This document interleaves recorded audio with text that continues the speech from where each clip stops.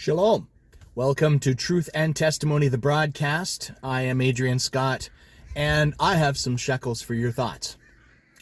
In a recent reading, which I'm actually going to read in just a moment here, we read through a little bit of the book of Romans, chapter 7 and chapter 8.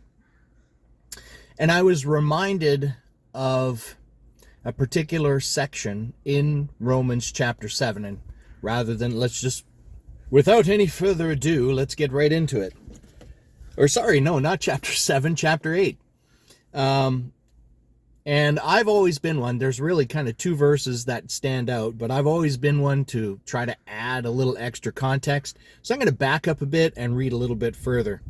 And I will, in fact, read, so it's Romans chapter 8, and I'll read from verse 1 through verse 11, actually.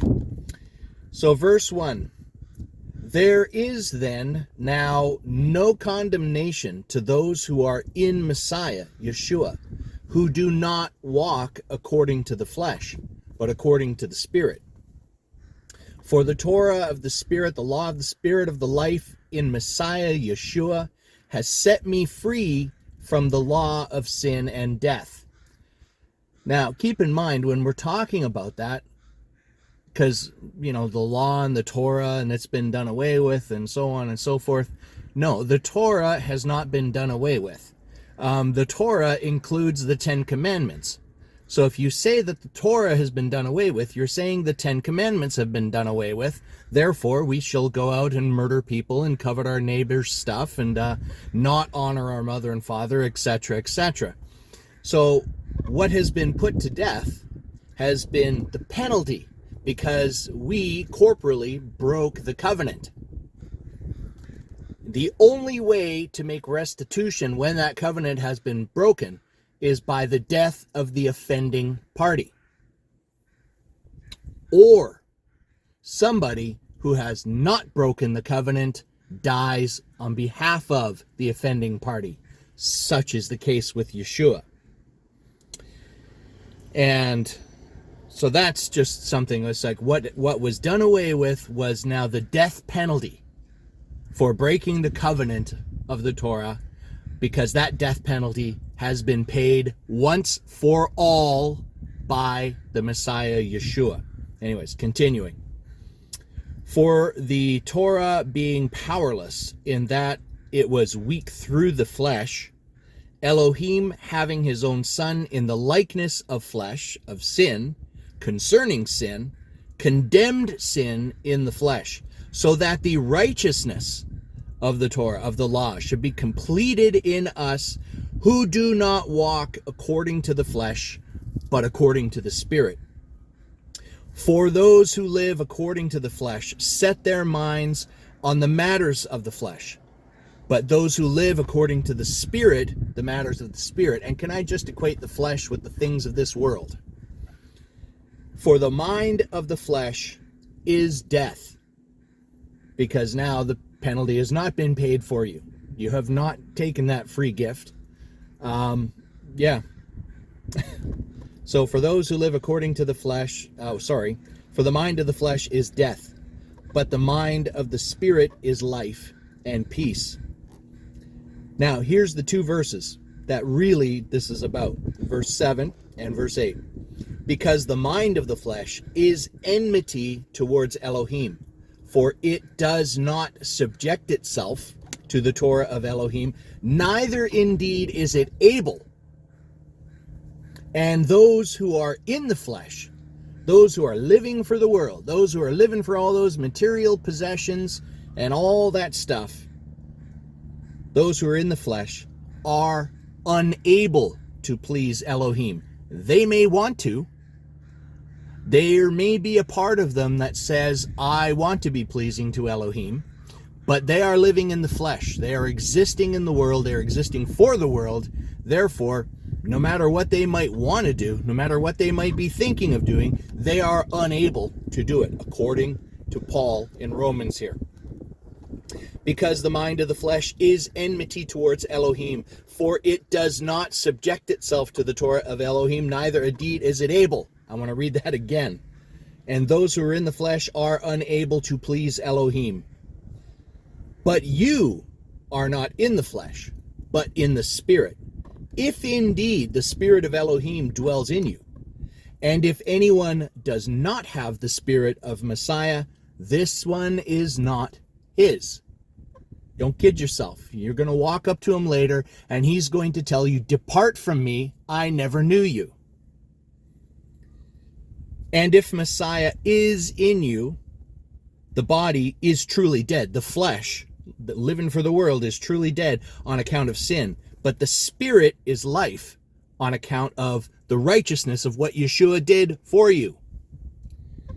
And if the Spirit of him who raised Yeshua from the dead dwells in you, the Holy Spirit, the Ruach HaKodesh in Hebrew, he who raised Messiah from the dead shall also give life to your mortal bodies through his Spirit dwelling in you.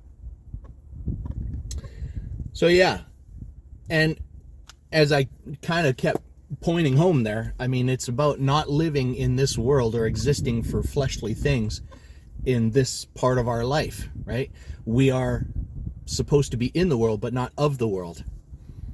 And as some people that are in the world, we should be producing fruit, which is the combination of what we say and what we do that should lead other people to God, that they see what you're saying and doing and say, "Wow, that's pretty cool. I want to be part of that." But there are many who really struggle with the things of this world, that get wrapped up in those things. I equated in another video how I was talking about the different different soils, and the parable that Yeshua, Jesus, talked about that what the different types of soil were. Those that received the word, and it was, it took no root, it went nowhere. And then the one that I think might scare me the most is those that receive the word, accept the word, but it is choked out by the cares of this world. So they are more concerned with the things of the flesh, which puts them at enmity with God, than they are with the word. They may want it, as Yeshua also said, the spirit is willing, but the flesh is weak. So the spirit may want to, but you still find yourself caught in those things. And I mean, sometimes it can be to the extremes of things like pornography or even drugs or alcohol. Doesn't have to be that. It can be other things like being wrapped up in TV shows, movies, in following celebrity, things like that. Now, it's not to say those things in and of themselves are necessarily evil, unless they're promoting something evil. But if it takes you away from God, that's a problem. One rule, because I certainly have issues with that myself, and really a little confession just off of my chest. If there's one thing I struggle with, it's video games. I was a big gamer back in the 80s. I'm still a big gamer today. It is an outlet for me. It is how I relax. It is how I unwind. Frankly, it's how I often can escape because there's some really bad stuff going on in the world today, and to just get a little relief from that sometimes is nice. So I do play these games. I mean, Minecraft is one. If it's a game that promotes the occult, if it's a game that shows anything resembling nudity or is filled with profanity, I really avoid those ones. But like silliness of all silliness, one game I've been into recently is this power washing simulator where you're cleaning things with a power washer. I am a neat freak that lives in a not neat house, so this game is very cathartic to me. But the whole point of saying all that is, even though I have that, if there's one thing I try to do for myself, it's a simple rule that I put in, and I offer this to you that maybe it might help some of you.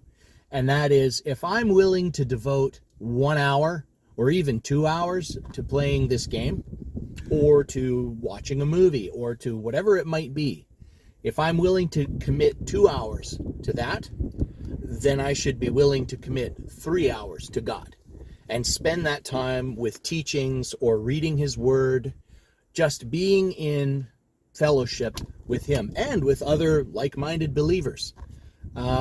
So it's like, if I'm willing to do those things for an hour, then I should be willing, and I do try to make myself willing to do stuff for God for 2 hours or 3 hours. So I do a lot of Bible reading, and I do a lot of watching teachings and stuff. But that's good, that helps to keep me rejuvenated and invigorated.